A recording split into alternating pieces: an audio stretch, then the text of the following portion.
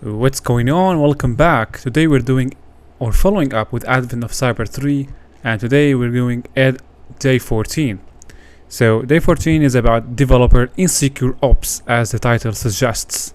So basically the idea behind this challenge is how developer operations work, and at the same time how to understand the attacks or the risks and attack vectors on the developer operations. So if you haven't heard about developer operations or how it works, it's good you invest some like 10 minutes and go through the readings in here, understand what is continuous integration and what is continuous delivery. So the whole idea behind DevOps is basically you automate the whole development process from the testing, the pre-production, the production, and tracking changes in a central repository like GitHub, GitLab, or Jenkins. These are softwares used for that purpose. Now, for us in this challenge, after deploying the machine, we're going to explore what are some of the risks associated with working in DevOps. So, if we go to the main page in here, we see we have statement saying waiting for the loot somewhere else, but this works. Now, if we scroll down, we see we have 4 questions.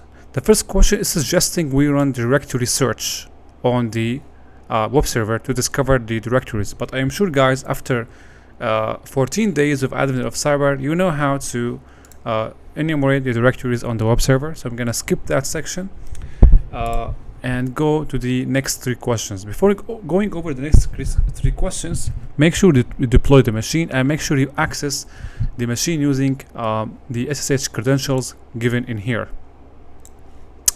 So let's open that. So I'm gonna clear here. So when you access, you have 4 scripts. You have the test, loot, cleanup, and sh or check sh. If we use long list, we can also see the permissions set on these scripts. So we have all the scripts are owned by the root user, and also the group is root. But upon closer look at the loot.sh, we see the permissions are kind of lax. So everyone can read and write and execute on the script, and that is for a purpose. So these scripts are running as cron jobs, specifically the loot.sh. So if you check back the page in here, we see if you go to /admin, so this is the flag, by the way. So I'm gonna just go back and reverse the changes on this script. Never mind what I'm gonna do now, I'm gonna explain later, but I'm going just to revert the changes back so it displays the original content. So I'm gonna remove that part, ls. Okay, so now if I check back loot.sh, so we see now that's the original content of this script. So ls/home scripts, and then it outputs the directory listing to the ls.html. It means that it's performing some sort of system command and outputs the results to the HTML page.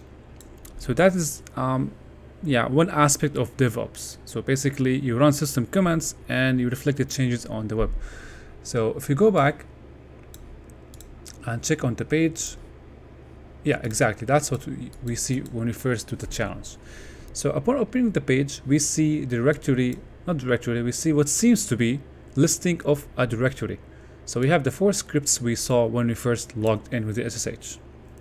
Now if we view page source in an attempt to understand why this is happening, we see an iframe. The iframe is sourced back to the ls.html. So it is listing the content of the ls.html in an iframe. If we click on the ls.html, we see the directory listing of the scripts directory we have seen earlier. So why is that? Because I have a script called loot.sh running as a cron job, and it is sending the contents of that directory or this directory to the ls.html. That's why this is happening. Now, that's how it works. But if we go to the security side, we see now this script has improper or not properly configured permissions. So how can I take advantage of that? Now what we can do here, instead of outputting or sending the content of the script directory, we can execute whatever system command and send the output to the ls.html. So specifically what we can do here, we can change the command here, cat, and instead we can type etc/password, etc/shadow. This way we send the hashes to the ls.html, and since ls.html is referenced in an iframe, it will display the content of the shadow file in here. If we refresh, it's gonna take like 40 seconds so that the script is run again, because it's scheduled as a cron job. So you will have to wait for like 30 minutes, 40 seconds. Let's finish on that. So it's gonna display the content of the shadow file, as we will see. Now the question here, we have 4 questions. The first one, we have 4 directories. The next one, how many scripts do you see in the home/Grinch/scripts folder? We saw there were 4 scripts. Now we have also here, what are the first 5 characters following $6 $G in the Pepper's password hash. So in order to find these characters, we have to take advantage of the fact that load.sh has insecure permissions. So we manipulate the script to execute the system command of our choosing. The system command that fits the question is cat etc/shadow. So if we refresh now, you see now we are able to see the contents of the shadow file. If we navigate to ls.html, now we actually see the content of the shadow file, and you can here extract the first 5 characters after $6 $G. The last one, what is the content of the flag on the Grinch user's desktop? Now if you are able to understand the logic behind answering this question, you will be able to do just fine in here. So if you go back now and check again on the contents of the load.sh, so instead of displaying the shadow file, we can manipulate that and display the content of the shadow or the flag file. So flag, so here just change the path, so home and then desktop slash. Okay, checking back. Now we should see the content of the flag file in a while. Here you will see that the content is this one. So let's wait for 15 seconds maybe.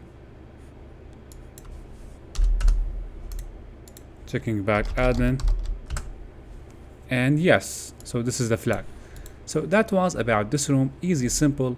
If you don't know what is DevOps, you can check it out or research more on the internet and then come back to answer the questions in this room.